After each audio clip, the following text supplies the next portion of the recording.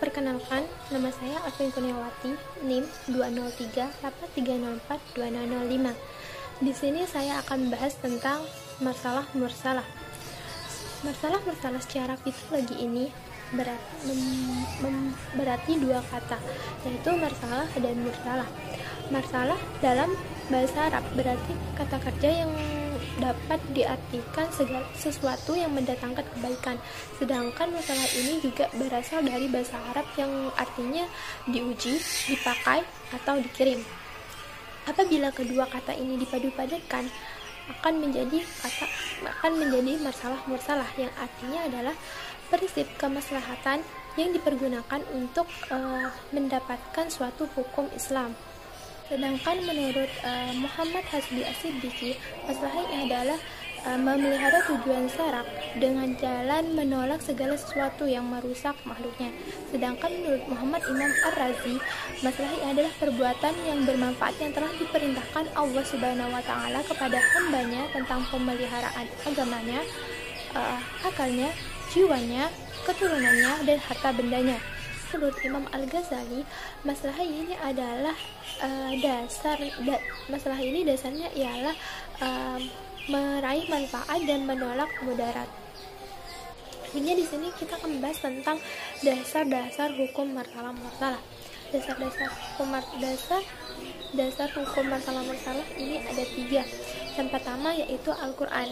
Di antara ayat-ayat yang menjadi dasar hukum masalah ini ada salah satunya adalah firman Allah Subhanahu wa Ta'ala dalam Quran surat Al-Anbiya ayat 107 yang berbunyi wa ma arsalnaka illa rahmatan lil alamin, yang artinya dan tiadalah kami mengutus kamu melainkan menjadi rahmat bagi seluruh alam. Maksudnya di sini Allah Subhanahu wa Ta'ala menciptakan Nabi Muhammad SAW sebagai rahmat bagi seluruh alam. Artinya dia mengirimnya sebagai rahmat untuk semua orang. Barang siapa yang menerima rahmat ini dan berterima kasih atas berkah ini, maka dia akan bahagia baik di dunia maupun di akhirat. Dan barang siapa yang menolak rahmat ini, maka dunia dan akhirat akan lepas darinya. Yang kedua yaitu hadis yang dikemukakan sebagai landasan syar'i dihujahnya masalah mursalah adalah sabda Nabi Muhammad SAW yang berbunyi tidak boleh bermudarat dan saling memudaratkan. Hadis riwayat Ibnu Majah dan Daruqutni. Sedangkan yang ketiga itu adalah perbuatan dari sahabat dan ulama salaf. Hal ini terjadi contohnya pada sahabat Nabi yaitu Abu Bakar. Pada saat Nabi Muhammad meninggal, maka pada saat itu juga terjadi pengangkatan Abu Bakar sebagai khalifah. Hal ini merupakan sebuah kemaslahatan yang besar. Namun hal ini tidak ada dalil, perbuatan ini tidak ada dalil yang membenarkan atau melarangnya. Sedangkan sahabat Nabi juga terjadi pada sahabat Nabi yaitu Utsman bin Affan. Pada masa Utsman bin Affan ini adanya pembukuan kitab suci Al-Quran. Padahal pada masa Nabi Muhammad SAW atau pada saat Rasulullah masih ada, hal ini tidak dilakukan. Hal ini dilakukan karena untuk kemaslahatan kita bersama, seperti agar tidak ada kepunahan ke Al-Quran dan pembenaran Al-Quran, agar kitab Al-Quran tetap benar. Mari kita lanjutkan bahas selanjutnya yaitu tentang macam-macam masalah mursalah. Ulama usul membagi masalah mursalah menjadi 3 bagian. Yang pertama yaitu masalah dahuriyah. Masalah dahuriyah ini adalah segala sesuatu yang menjadi sendi eksistensi kehidupan manusia. Jadi hal ini harus ada demi kemaslahatan manusia.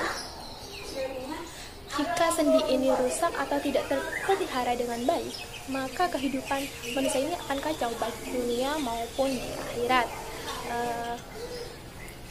Dalam masalah dahuriyah ini terdapat 5 sendi yang harus dijaga, yaitu agamanya, terus akalnya, jiwanya, keturunannya, dan harta bendanya.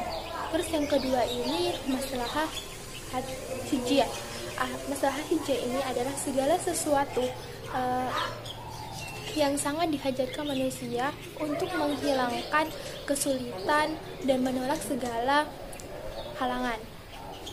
Contohnya dalam agama Islam, contohnya dalam hal ibadah, agama Islam ini memberikan keringanan kepada umatnya yang apabila mengalami kesulitan dalam menjalankan kewajiban ibadahnya. Contohnya saja pada saat bulan puasa. Bulan puasa, kita diperbolehkan tidak berpuasa apabila kita sedang sakit atau sedang dalam perjalanan jauh. Dan yang ketiga itu adalah maslahat tahsiniyah. Maslahat tahsiniyah ini adalah mempergunakan semua yang layak dan pantas yang dibenarkan oleh adat kebiasaan yang baik dan dicangkup oleh mahasinul akhlak. Contohnya dalam hal ibadah, kita diwajibkan untuk bersuci dari najis, menutup aurat, terus kita juga bisa mendekatkan diri kepada Allah dengan menjalankan ibadah-ibadah yang sunnah seperti berpuasa sunnah dan sholat sunnah. Di sini kita akan membahas tentang syarat-syarat mursalah.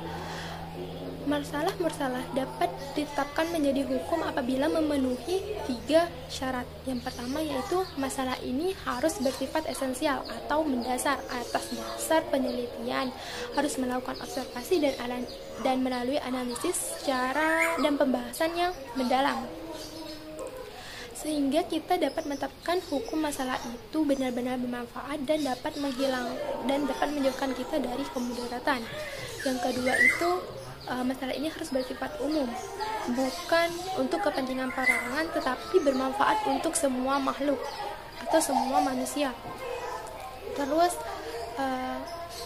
yang ketiga itu masalah ini tidak bertentangan dengan nas Al-Quran dan memenuhi kepentingan hidup manusia serta menghindarinya dari kesulitan.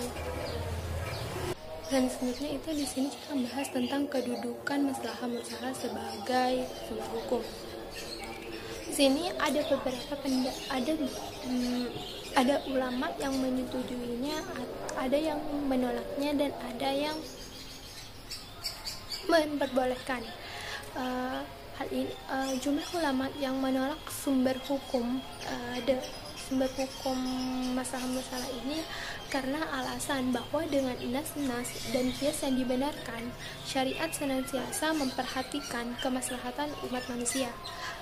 Tak ada satupun kemaslahatan manusia yang tidak diperlihatkan oleh syariat melalui petunjuknya.